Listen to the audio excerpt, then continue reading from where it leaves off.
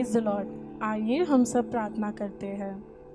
हे प्यारे परमेश्वर, आज भी हम आपके वचन सुनने के लिए आपके ओर देखने आए हैं। आप जो भी हमसे कहना चाहते हैं आपके वचन के द्वारा हमसे बातें कीजिए। आपके वचन पर ही हर रोज़ चलने के लिए आप हमें मदद कीजिए। ये प्रार्थना हम यीशु मसीह के नाम से करते हैं, आमीन। यिर्मयाह 4 अध्याय। यहोवा की यह वाणी है, हे इज़राइल, यदि तू लौट आए तो मेरे पास लौट आ। यदि तू घिनौनी वस्तुओं को मेरे सामने से दूर करे तो तुझे आवारा फिरना न पड़ेगा। और यदि तू सच्चाई और न्याय और धर्म से यहोवा के जीवन की शपथ खाए तो जाति जाति उसके कारण अपने आप को धन्य कहेंगी और उसी पर घमंड करेंगी। क्योंकि यहूदा और यरूशलेम के लोगों से यहोवा ने यो कहा है, अपनी पड़ती भूमि को जोतो और कटीले झाड़ों में बीज मत बोओ। हे यहूदा के लोगों और यरूशलेम के निवासियों, यहोवा के लिए अपना कतना करो। हाँ, अपने मन का कतना करो, नहीं तो तुम्हारे बुरे कामों के कारण मेरा क्रोध आग के समान भड़केगा और ऐसा होगा कि कोई उसे बुझा न सकेगा। यहूदा में प्रचार करो और यरूशलेम में यह सुनाओ, पूरे देश में नरसिंगा फूको, गला खोलकर ललकारो और कहो, आओ हम इकट्ठे हो और गढ़वाले नगरों में जाए। सियोन के मार्ग में झंडा खड़ा करो, अपना सामान बटोर के भागो। खड़े मत रहो, क्योंकि मैं उत्तर की दिशा से विपत्ति और सत्यानाश ले आया हूँ। एक सिंह अपनी झाड़ी से निकला, जाति जाति का नाश करने वाला चढ़ाई करके आ रहा है। वह कुछ करके अपने स्थान से इसलिए निकला है कि तुम्हारे देश को उजाड़ दे और तुम्हारे नगरों को ऐसा सुनसान कर दे कि उनमें कोई बसने वाला न रहने पाए। इसलिए कमर में टाट बांधो, विलाप और हाय हाय करो, क्योंकि यहोवा का भड़का हुआ कोप हम पर से टला नहीं है। उस समय राजा और हाकिमों का कलेजा काँप उठेगा, याजक चकित होंगे और नबी अचंभित हो जाएंगे। यहोवा की यह वाणी है। तब मैंने कहा, हाय प्रभु यहोवा, तूने तो यह कहकर कि तुमको शांति मिलेगी, निश्चय अपनी इस प्रजा को और यरूशलेम को भी बड़ा धोखा दिया है, क्योंकि तलवार प्राणों को मिटाने पर है। उस समय तेरी इस प्रजा से और यरूशलेम से भी कहा जाएगा, जंगल के मुंडे टीलों पर से प्रजा के लोगों की ओर लू बह रही है। वह ऐसी वायु नहीं जिससे ओसना या फरचाना हो, परंतु मेरी ओर से ऐसे कामों के लिए अधिक प्रचंड वायु बहेगी। अब मैं उनको दंड की आज्ञा दूंगा। देखो, वह बादलों के समान चढ़ाई करके आ रहा है, उसके रथ बवनर के समान और उसके घोड़े उकाबों से भी अधिक वेग से चलते हैं। हम पर हाय, हम नष्ट हुए। हे यरूशलेम, अपना हृदय बुराई से दो कि तुम्हारे उद्धार हो जाए।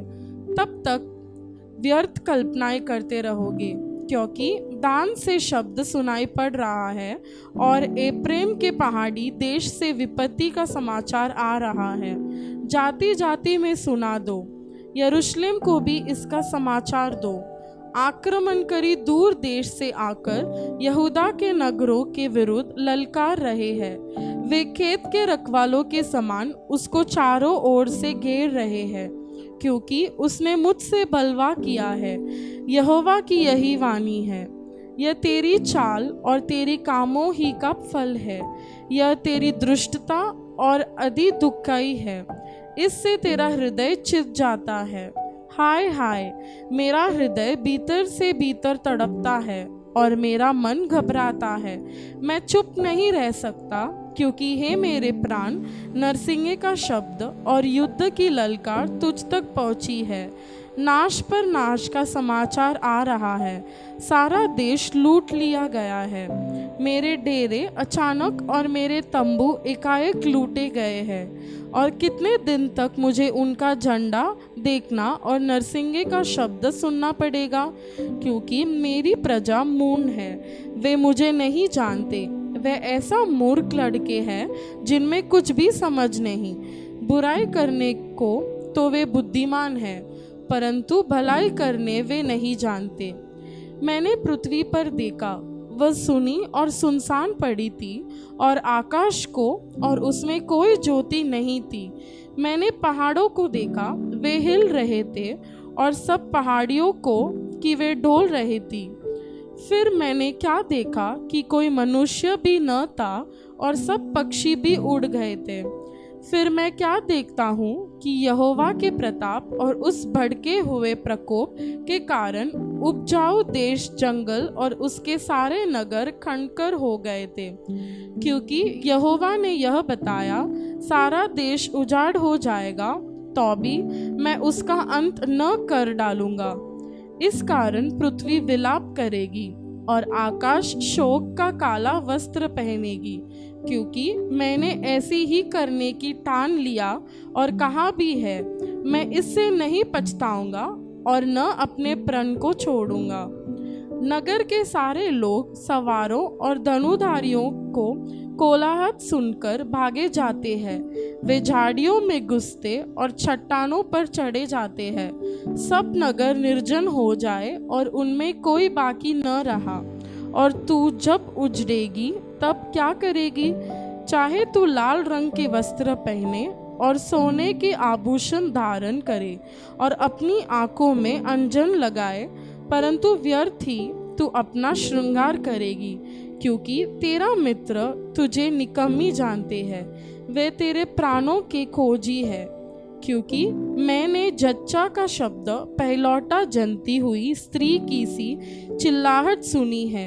यह सियोन की बेटी का शब्द है, जो हाँफती और हाथ फैलाए हुए यो कहती है, हाय मुझ पर, मैं हत्यारों के हाथ पकड़कर मूर्छित हो चली हूँ।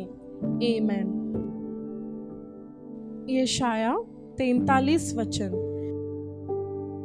हे इज़राइल तेरा रचने वाला और हे याकूब तेरा सृजनहार यहोवा अब यो कहता है, मत डर, क्योंकि मैंने तुझे छुड़ा लिया है, मैंने तुझे नाम लेकर बुलाया है, तू मेरा ही है। जब तू जल में होकर जाए, मैं तेरे संग संग रहूँगा, और जब तू नदियों में होकर चले, तब वे तुझे न डुबा सकेंगी।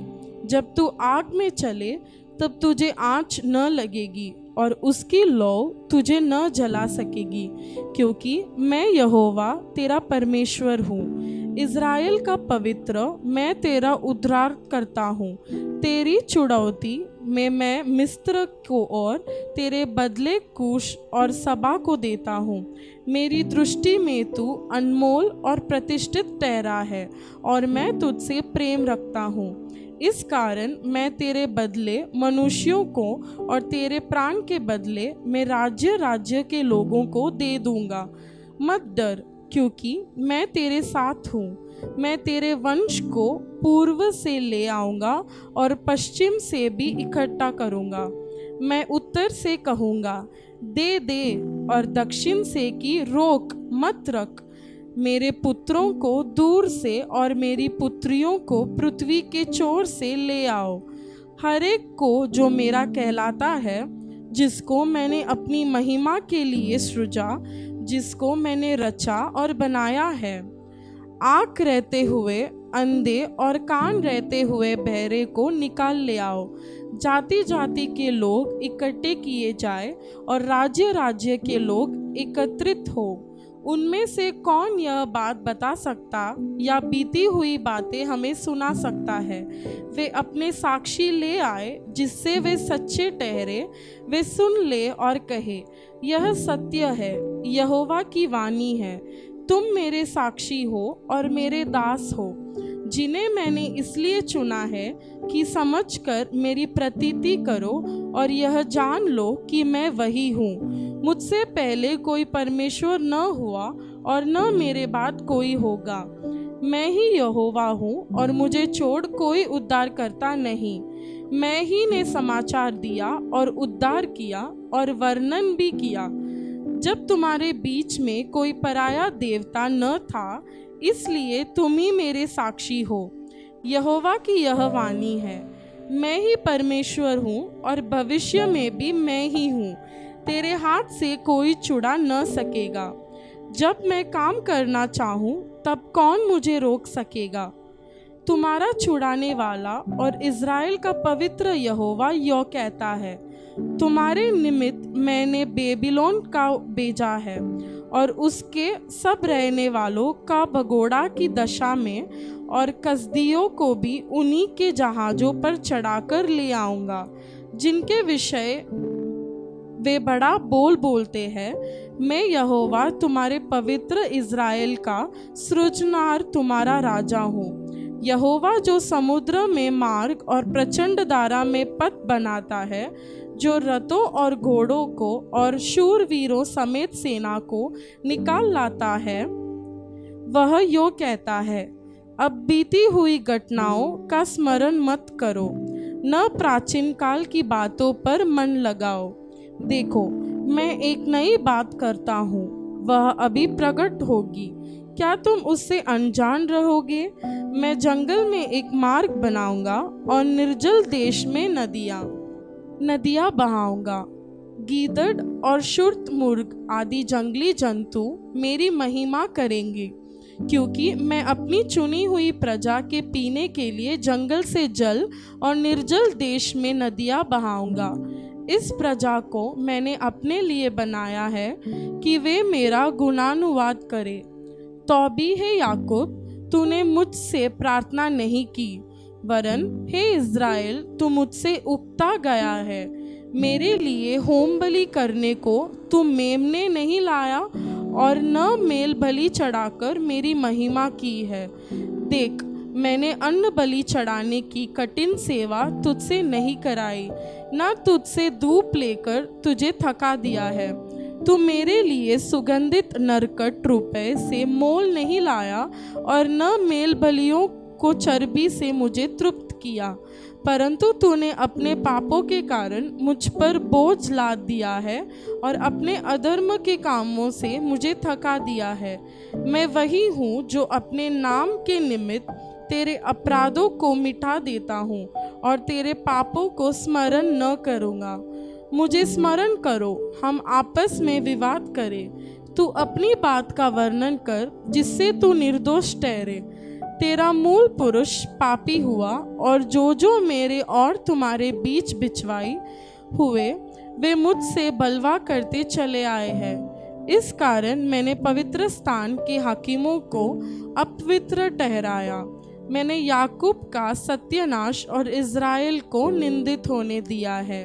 आमेन। पहला थिस्सलुनीकियों 4 अध्याय 13 से 18 वचन तक।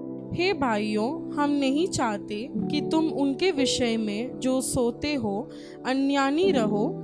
ऐसा न हो कि तुम दूसरों के समान शोक करो और जिन्हें आशा नहीं, क्योंकि यदि हम विश्वास करते हैं कि यीशु मेरा और जी भी उठा, तो वैसे ही परमेश्वर उन्हें भी जो यीशु में सो गए हैं उसी के साथ ले आएगा। क्योंकि हम प्रभु के वचन के अनुसार तुमसे यह कहते हैं कि हम जो जीवित हैं और प्रभु के आने तक बचे रहेंगे, सोए हुओं से कभी आगे न बढ़ेंगे, क्योंकि प्रभु आप ही स्वर्ग से उतरेगा। उस समय ललकार और प्रधान दूत को शब्द सुनाई देगा और परमेश्वर की तुरही फूंकी जाएगी, और जो मसीह में मेरे हैं वे पहले जी उठेंगे। तब हम जो जीवित और बचे रहेंगे उनके साथ बादलों पर उठा लिए जाएंगे कि हवा में प्रभु से मिले, और इस रीति से हम सदा प्रभु के साथ रहेंगे। इस प्रकार इन बातों से एक दूसरे को शांति दिया करो। आमेन।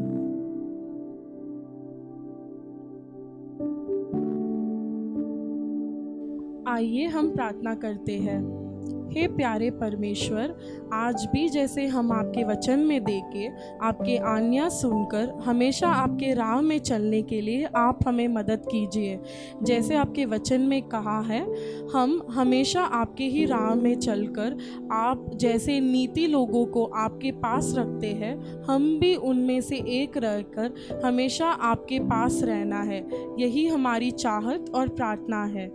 ये प्रार्थना हम यीशु मसीह के नाम से करते हैं। आमीन। Praise the Lord. प्रभु आपको आशीष करे।